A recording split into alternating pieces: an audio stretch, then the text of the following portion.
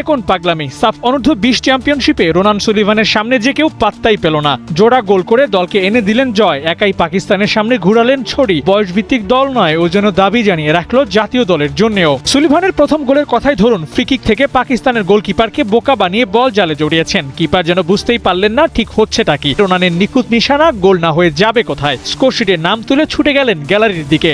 উচ্ছ্বাসটা ভাগ করে নিলেন মাঠে আসা সমর্থকদের সাথে।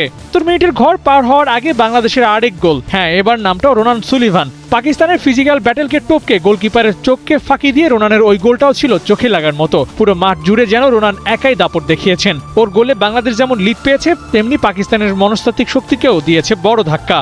হয়ে গেছে এক পেশে একের পর এক আক্রমণ করে গেছে বাংলাদেশ, আর পাকিস্তান কেবল চেয়ে চেয়ে দেখেছে। মাঝে মধ্যে একটা দুটো অ্যাটাক, সাথে অগণিত ট্যাকেলের নামে হুড়োহুড়ি। তবে ম্যাচে নিট অ্যান্ড ক্লিন থেকেছে বাংলাদেশ, সাথে গোলবারও রেখেছে অক্ষত। মার্চ আর বাংলাদেশ কি করবে জয় থেকে আলাদা? এই মাসে পাকিস্তানিদের আরও একবার হৃদয় ভেঙেছে লাল সবুজ।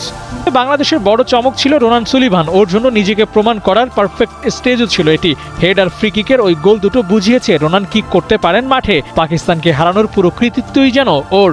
পাকিস্তানের বিপক্ষে বাংলাদেশের প্রথম অর্ধটা ছিল অবশ্য একটু ভিন্ন। অ্যাটাক করেও ফিনিশ না করতে পারায় বেশ কিছু সুযোগ মিস হয়, তবে সেটি পুষিয়ে দেন রোনান। দ্বিতীয় অর্ধে একের পর এক আক্রমণ করে প্রতিপক্ষের ডিফেন্স লাইন ভাঙেন, কিন্তু ফিনিশিং ব্যর্থতায় এবারও মিস হয় সুযোগ। তবে ফ্রি কিক নিতে গিয়ে রোনান যেন ভাবছিলেন ওয়ান চান্সেই করতে হবে গোল, তাই তো ডিরেক্ট বারে শট, আর সেখান থেকেই পেয়ে যায় প্রথম গোল। দ্বিতীয় গোলটিও করেন হেড থেকে। কফিনের শেষ পেরে বাংলাদেশকে জয়ের আনন্দে ভাসান রোনান সুপারব সুলিভান।